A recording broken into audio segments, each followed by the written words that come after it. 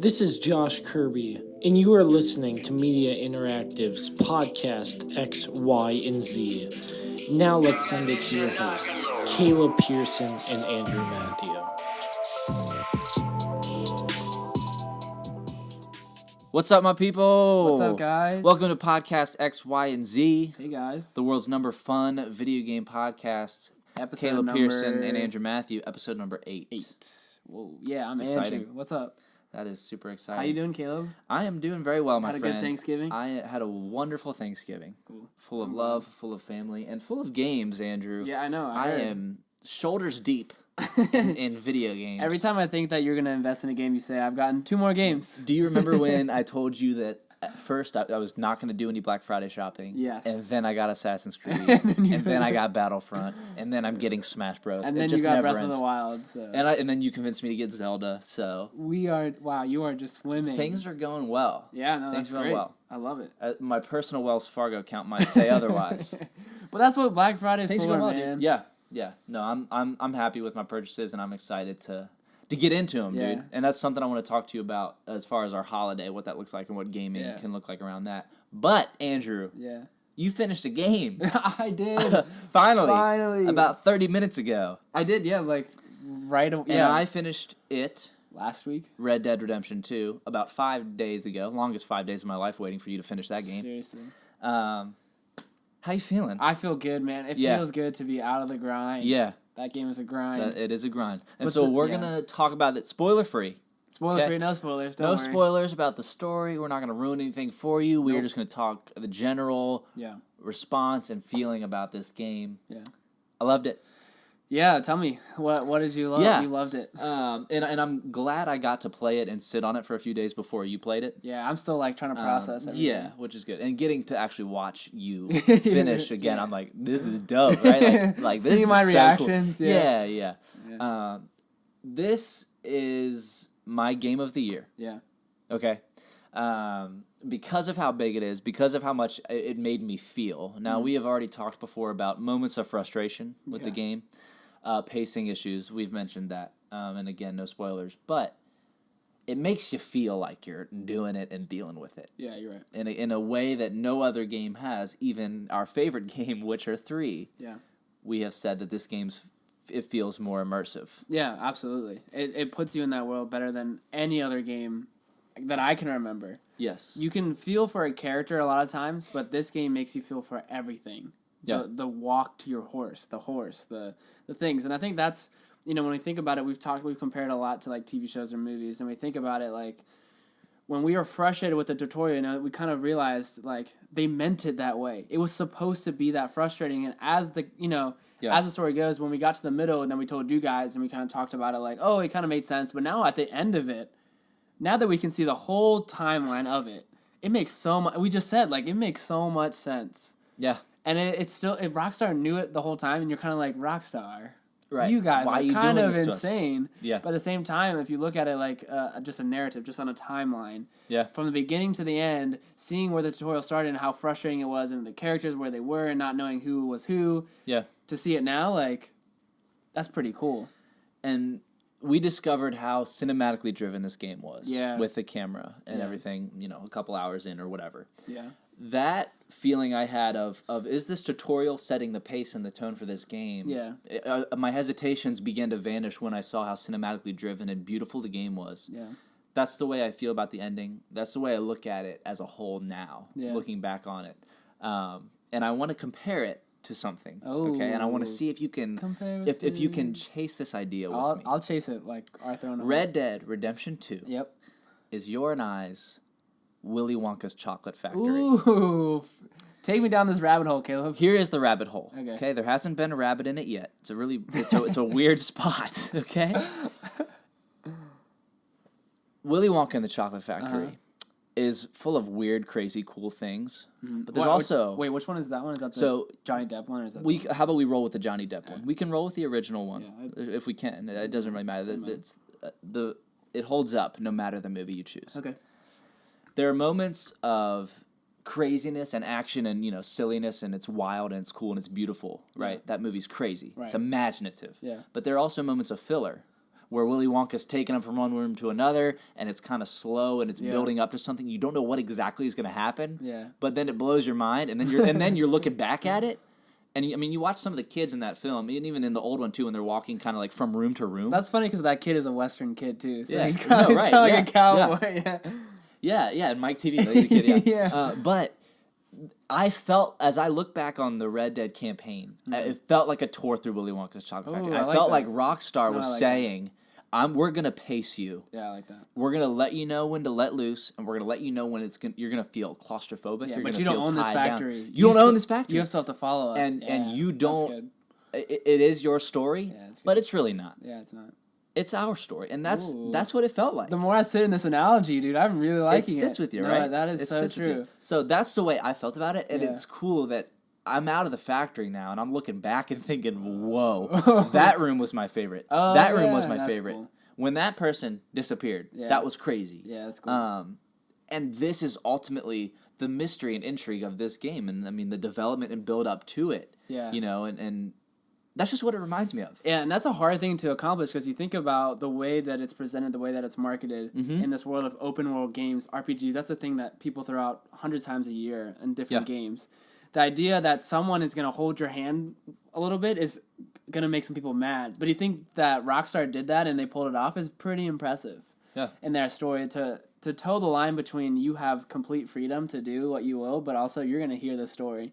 No matter how long it takes, you're going to sit there, hear the story that we have to tell. And I think that's pretty powerful that I kept us captivated the whole time. I mean, it was a grind at some points, but like you said, like the rooms that you remember are going to be there for a while. Like some of the supporting characters, some of the quest lines that we were talking about, will stay with me. I will remember playing as Arthur Morgan doing this thing. Yeah.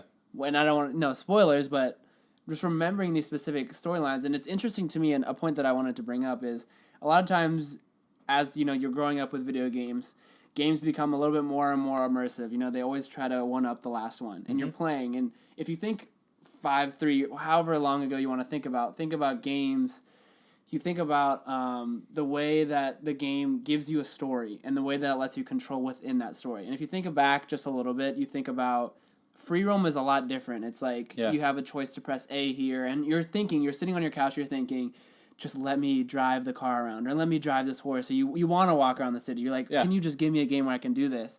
I found myself doing the opposite in this game, in a good way. Where in this game, you have the freedom to do that. You can go on your horse and you can completely just get rid of the cinematic. I was saying, just take me to the next quest. I want to see the cinematic. And that was something that it completely shifted in my mind. Yeah. Because countless video games, I'm like, I just want to explore. Like, I don't want to deal with these stupid characters and all these things. But this game, it's like, I don't want to ride my horse anymore. I want to watch these cinematics and learn about these characters like Arthur and Micah and Dutch. I want to see them because they're that good. And Andrew, even now, in watching you go through it, I'm starting to realize our complaints were because we wanted more. Yeah. Rockstar's probably pretty happy with that, if those are our complaints, that we wanted more. Get me to the next scene. Get me to this. Get me to that. That's awesome. That's a job well done for them. And the biggest complaints across the board, Andrew, from other gamers and from whoever, and it's slim as far as people that didn't like the game. Yeah. Controls are clunky. Yeah. The menu system, inventory is clunky. Yeah. And pacing, and you and I have used that as far as storytelling arc. Yeah. But they mean literally left foot, right foot. Pacing is slow. Yeah. But that is where it's almost like this. You're interacting with this game beyond a video game. Yeah. I don't remember any sort of button mashing or cool combo I did with my controller. No. I don't even remember that I have a controller in my hand because I'm watching this unfold. Right. It's the best of the Telltale video games with the choices and the decisions. Yeah.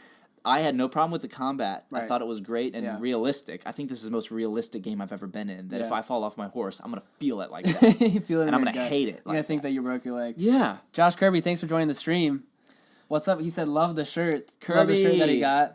We're glad that... Our giveaway winner. We're glad that you like the shirt, and man. Patron over at patreon.com/Media Interactive. We love you, dude. No, that's a really good point. Oh, man, I had something. I think that, I think you're right, man. Like, I think that you don't realize that you're holding a controller, that you're just, like, actually in a world Right. And, oh, no, this is what I was going to say. So when you said about, like, you don't remember the combos, what we were talking about is this is a story where you don't remember the cool things that you learn and the special abilities or the powers. You learn about the character. Yeah. You literally grow up with these characters. You don't think, like, when we talk about our favorite game, Witcher, we're like, I remember when I got that skill and I could kill, like, 3 of those demons. Right. And that was so cool. And that was so fun. And that was awesome that we remember the combat being so fun and quick. Yeah. But this one, it's like, you don't remember that. I can't tell you the last gun I picked up and was like, that's a cool upgrade. You're more like, I just learned that thing about Dutch, or I just learned that Arthur likes this. You know, like, that stuff is, like, what drives you, which is very different. Yeah. So it's pretty cool, man, the way they did that. And it still holds up that Witcher 3 is my favorite video game. Because it hits the video game notes. You know you're always gaming. You and I, again, had fun with the combo moves and the silliness of The Witcher. But Red Dead was like, we're sitting here and like, whoa, I'm frustrated by this. What is going on with this character? Who is this guy? Is this guy going to die? Is he not? Like, what is going to happen? And again, you and I are going to do a spoiler cast at some point down the road. Get excited. We're going to share our thoughts on the ending and talk about everything. It's going to be so good. But until then, I got to let it sit first. Yeah. I just finished 20 and minutes I'm telling you, buddy, it ages well, like a fine bourbon. Okay, I'm already like missing. Yeah, and I'm gonna look back on it so fondly. Like it's insane. But also, there's more to look forward to because tomorrow 8 a.m. Red Dead Online, Andrew. Red Dead Redemption. I watched gameplay today. I think you saw some as well. Yes, I did this morning. The first thing I did when I woke up. Yeah. What are your impressions on it or thoughts? Yeah, guys, if you're listening, if you're watching, like, play with us. Play a lot with us. If you have this game, like, it's going to be so fun to experience this. To make our own story in this world. It's going to be really fun. We definitely encourage you guys to watch. Yeah, so I woke up and it came out at 8 a.m. I watched some streams about it. I didn't get some of the intro cutscenes.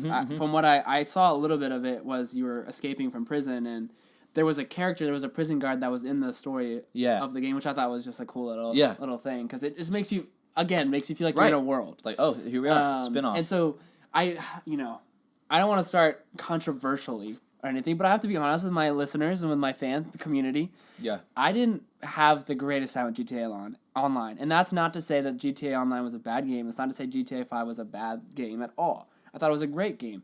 There was just something that was off for me. It was just like, I think it was the lack of direction, the lack of story-driven thing. I would load in and then 14 explosions and a tank would come out of nowhere and I just didn't get it. Yeah. And I don't think I played enough with friends.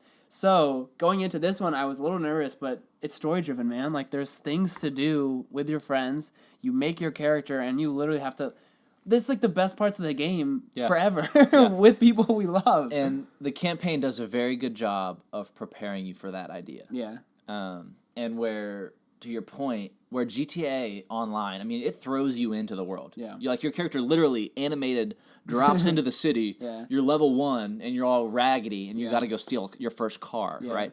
This is, you have cutscenes once your character is created. Yeah, right. And I like that that's going to propel me into online. And again, this whole more than a video game idea of Red Dead, it's going to appeal to the GTA people because it is GTA's in its DNA. Yeah. Then it's gonna appeal to those like you who didn't sit well because it's not driving around. Right. Exactly. And there's not gonna be that culture of, I think, shooting spawns and there's no there's gonna be a battle royale mode with bows and arrows. And we were knives. right. Like, let's just sit here and be like, our podcast. This is why you listen to our podcast because we're right about everything. I know. We called this. I should have known Rockstar listened to our podcast, but. I gave him the benefit of the doubt. I mean, it's gonna be. I'm excited because when you're playing the game in the first couple hours, you're like, a lot of this stuff, the campaign, you're playing it and you're like, I have to sit here and play blackjack. Like, I have to sit here and go to the town. Doing that in a world filled with other real people is going to be incredible. Yeah. Like, I didn't like going to play blackjack in the campaign because I was just playing against the computer. If I was sitting there in a cowboy uniform... In an Xbox party. Playing blackjack and someone pulls a gun... Yeah. That's... Yeah. I won't have any more fun in my life. Like, that's it. Like, I'm so excited. And, we can have a gang up to 7 people. We can find a campsite and we can go hunting, Andrew. I'm gonna go hunting so much. All right, we are gonna hunt. I'm so excited. I just want to build a house and start ranching. We can go find our horses and ranch. Yeah. Wow. A romantic getaway, Red Dead Online. And that's the thing is, as I finish that game, I'm thinking, wow, I'm never going to enter this world again. That's not true. Now I can roam around as me, you know? Yes, yes. And that is, I think, the biggest takeaway of this game, and we've said it and we're going to keep saying it, is the world is the most immersive thing. Yeah. And we love Destiny for the world. We love discovering things and going here and there. Red Dead, you're living in there. Yeah. You can't wake up from this. I see outside. I'm not in Destiny. Right. Red Dead, I lose my mind. I'm like, I think I'm Arthur Morgan. Like, this world is crazy. And they do just such a good job of the different locations. Yeah. They really and do. the vibe you get when you walk your horse in there, you're like, frick, like, I hate this place or I love this place. Yeah. I know that there's a lot there. Is there anything that you're nervous for online? Is there anything that has you skeptical or saying like, oh, I hope they don't do this? Or I'm nervous that I will love it too quickly and it will not have the stamina. Oh, okay. GTA Online for me was the opposite. I didn't love it at first. Thought it was clunky. Thought it was gross. I had to progress my own character to buy an apartment. What am I really gonna do that? Yeah. But I did it, and then I was heisting with my friends, and then I'm at the point now where I can go online and instantly do stuff, and it was so fun to do that and to get to that point. Yeah. Red Dead needs to grow online. Yeah. They have high standards. Yeah. GTA campaign gets demolished by the Red Dead campaign. I will get that tattooed on my that's for future children. Like, it's just so true, right? But GTA Online might be unbeatable in a lot of people's eyes because of how big it is and because of the rolling content. They tweeted, "Hey, we're so glad Red Dead is nominated for Game of the Year. Here's a GTA Online update." Yeah. You know? Yeah. We're going to get the GTA Online snow update here in a week or two. Yeah. And that, for me, Andrew, is what holiday gaming has always been about. Every year, Tommy and Aaron and I would get on GTA in the snow. Yeah. And we would do stuff like that. So I want this holiday, amidst all the gaming, to be Red Dead Online be the spot, the go-to co-op spot. If we're not interested in a shooter and we're not doing Blackout and Call of Duty, we're going to hang out in, wherever, in Strawberry. I think that's Red true. Dead. Yeah, I think that's, like, a good point, too, is because we've put, like, over 60 hours into the campaign. Yeah. We've dealt with the ins and outs, the long, but if I have to go in there and do almost like a winter tutorial in the first couple hours, that's going to be hard. Now we get to only choose what we like. Yeah.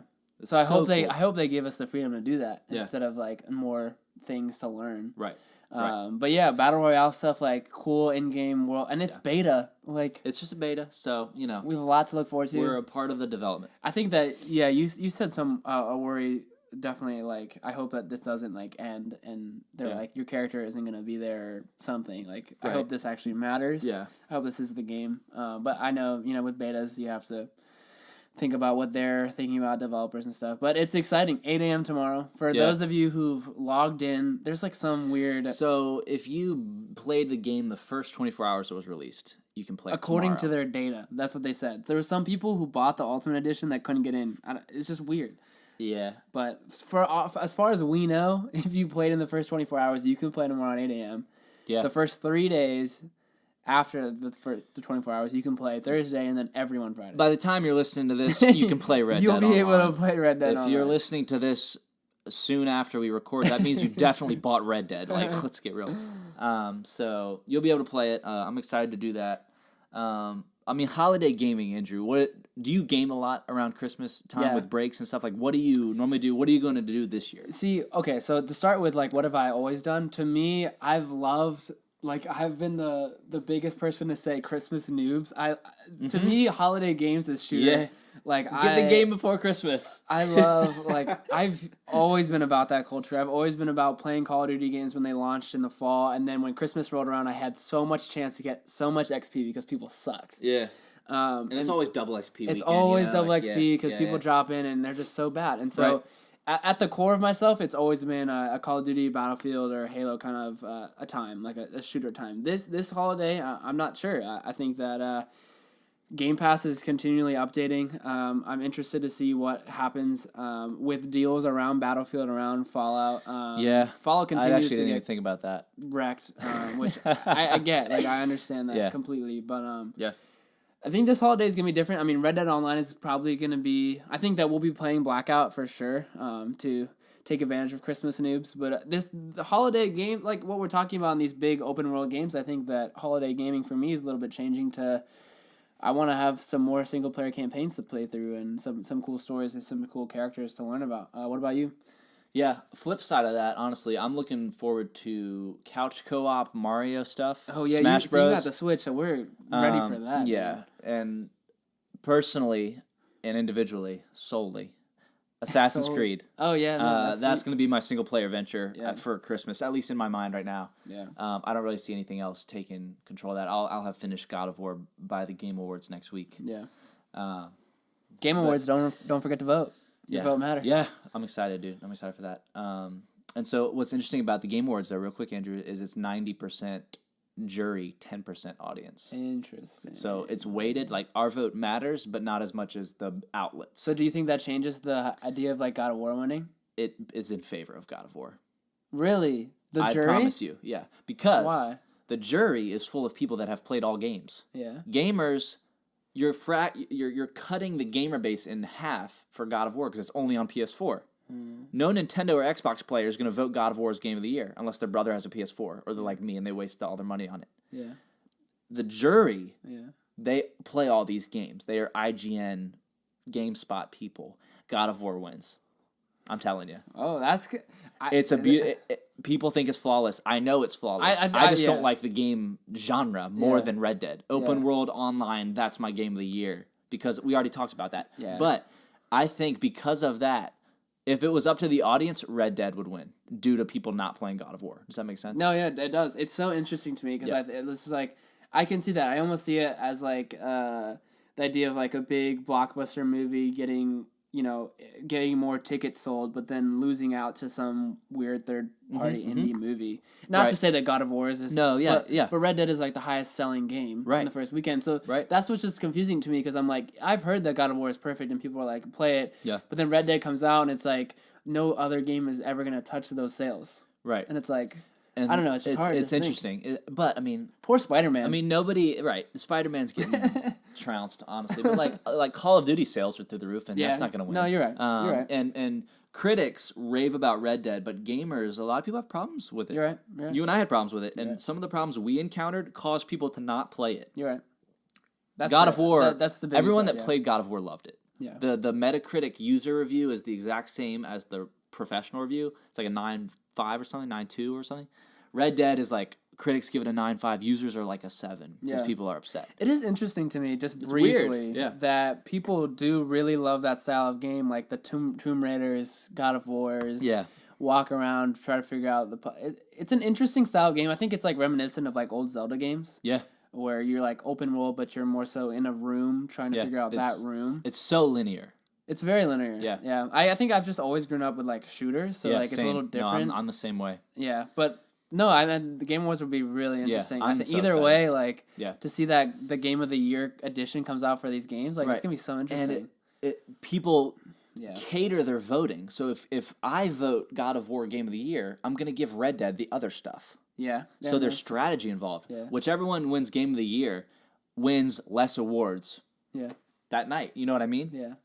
No game needs to get Game of the Year and game design and music and production and blah, blah, blah, and voice acting, right? You want to share the wealth a little bit. You want to spread out. Yeah. So I'm excited to see what happens, but I'm telling you, based on the podcast I've listened to, based on what everyone is saying, Red Dead is great. God of War is going to be Game of the Year. Yeah, that's crazy. Which is wild. So, and then Fortnite's going to win all the third-party awards, but...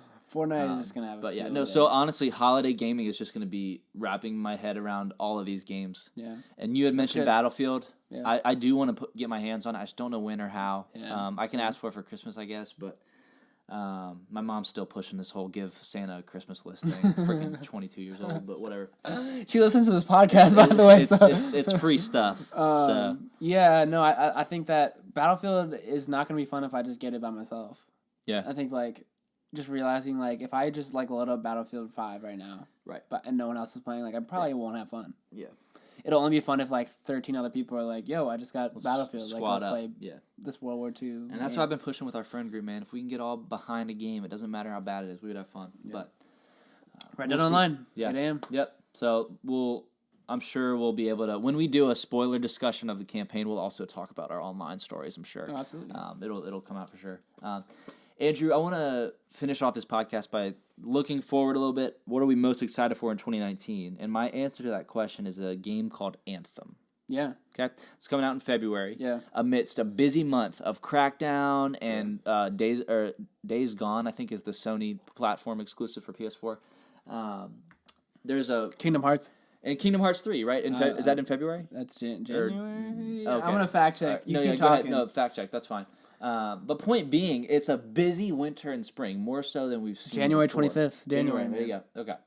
So, and again, if it comes out January 25th, I mean that's a February game. You know what I mean? People are gonna be playing that thing. Okay. All right. Yeah. No, you're right. You're right. So yeah, but Anthem. Andrew, Yeah. There's 45 minutes of gameplay.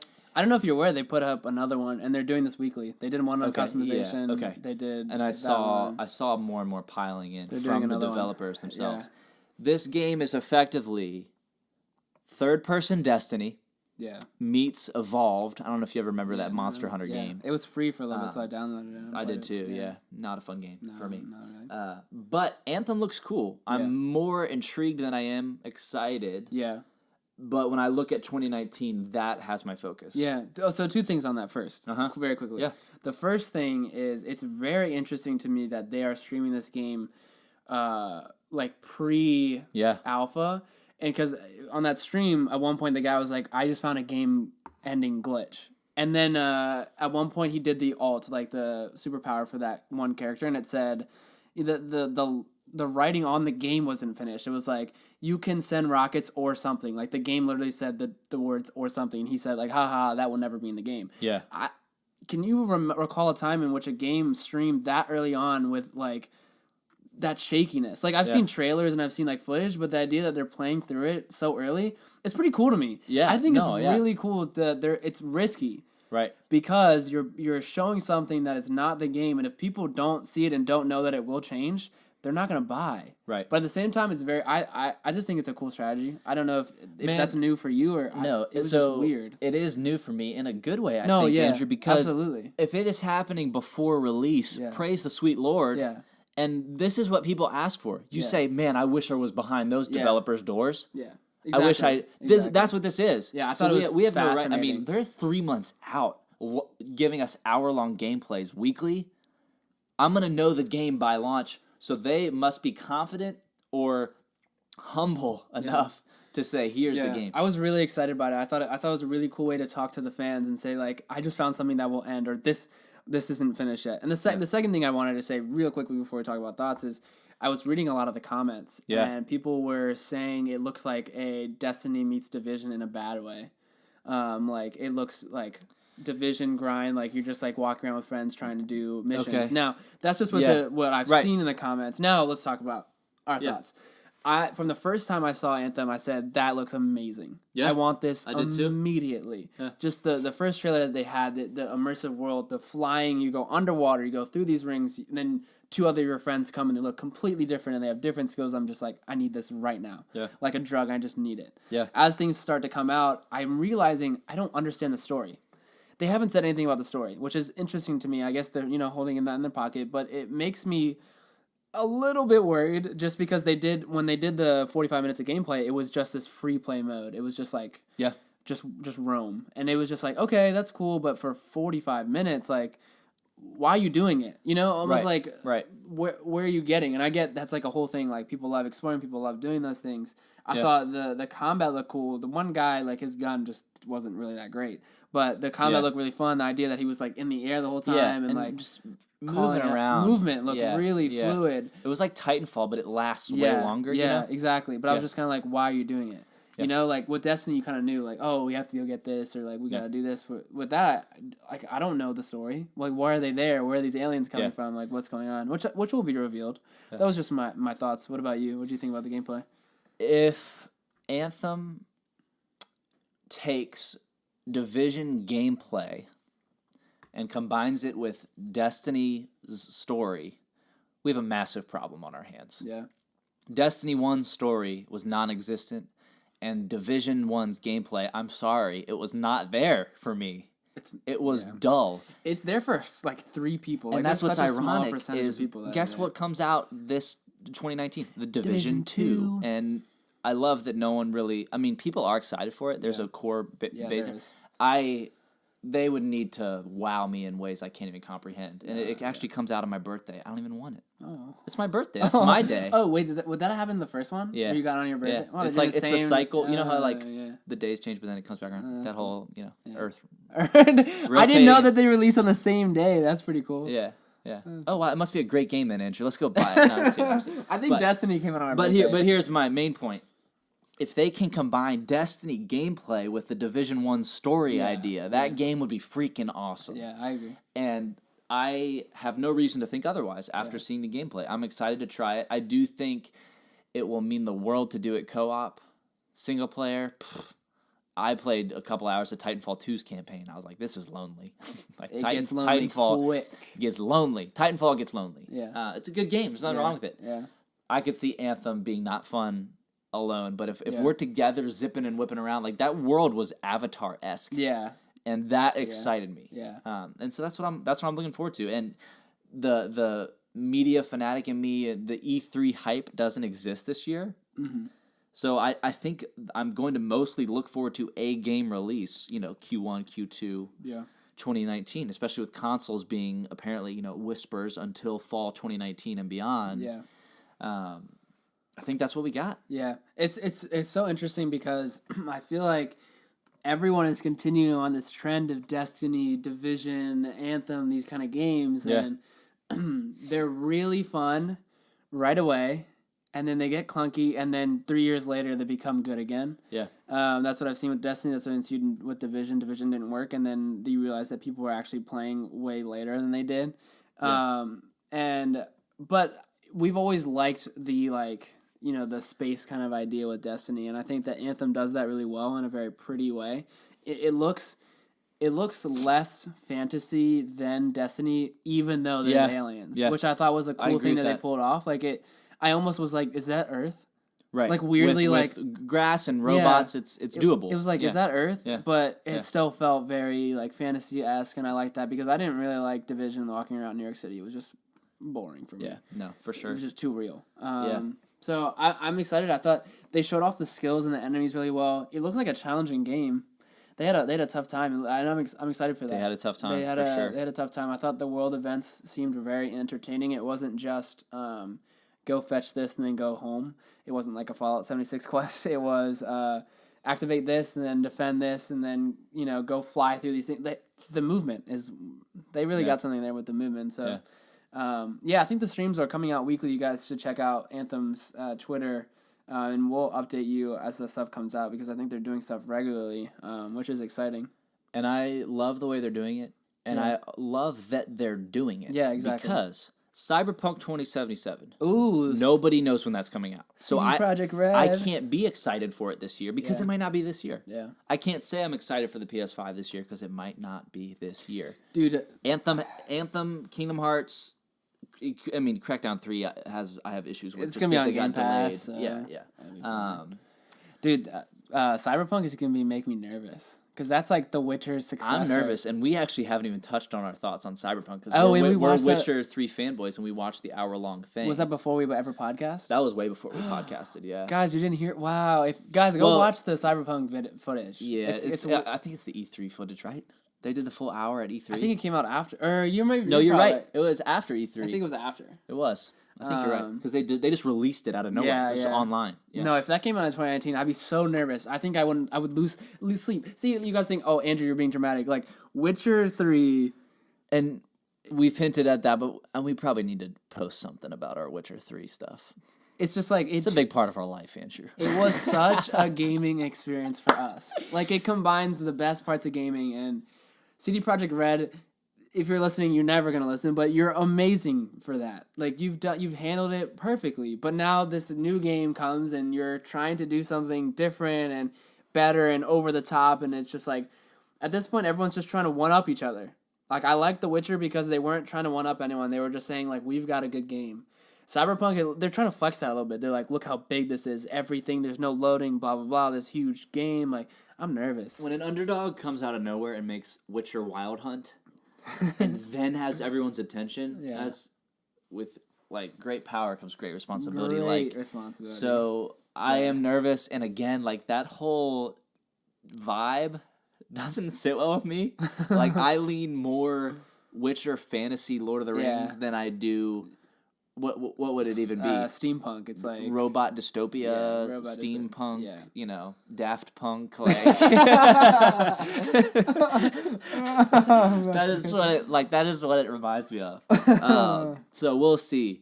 That whole hour-long gameplay thing was mostly just weird. It's also weird because like, and also they were like, "This is not, they're this robots. Is not the real it's game." Like, they're like a mature company. They make mature weird. things, and you're like, It's like a weird iRobot dream. Yeah. So we'll see. But again, that's down the road. It's down the road. All that stuff is not concrete, so it'll be cool to see. But dude, I'm so excited to just finish out 2018 with the Game Awards, with the rest of these games. Sit on Red Dead a little bit, finish God of War, play Assassin's Creed. If I get my hands on Battlefield, I will have played every AAA release. That's crazy. This fall, which would be the first time I'd ever been able to say that. That's insane. Which is insane. But that's awesome. That's the blessing of podcast life, guys. We get to do this, and you guys encourage us to play more games. Yeah. And that's what we love to do. Straight up. Yeah, dude, I'm excited to close out the year. I'm excited for 2019. I mean, like, this year has been full of surprises. Like, I've loved, like, the drama with Battlefield. I thought that was just so funny. And just to think, like, if you enter 2018 and you told me that, I'd be like, no way. Battlefield 1 did great. Like, the next Battlefield game is going to be amazing. And I wouldn't have believed this. But there's been a lot of surprises and twists and turns in 2018. I'm completely excited. And I'm going to be buying Kingdom Hearts day one. I haven't played all of the other ones completely, but it just brings nostalgic things up for me. Yeah. And I love, like, Disney, Pixar worlds and, like, playing in them, like... Dude, I'm so excited. I'm so excited to play like Mickey and Goofy and stuff. So there's a lot of really great things to look forward to, and like the future of E3, the future of gaming, is hanging in the balance right now. Yeah. So and whatever like comes out of the back door, like Witcher, like just shows up and is like, hey guys, we're gonna have a great game. Yeah. So for sure, it's cool to see. That's that, man. Cool to see. Andrew, we're finishing out the month. We're going to do Podcast Remastered right after here this, shortly. Guys. We'll be releasing that later this week, I'm sure. Yeah.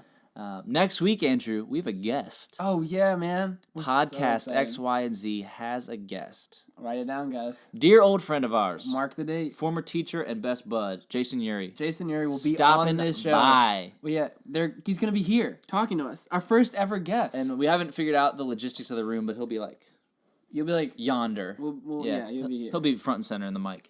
He's older, therefore wiser. He's got a lot of good gaming stories, and we want to hear a little bit from him, get some outside perspective. We'll run through some news and stuff as well. But yeah, lots to look forward to, man.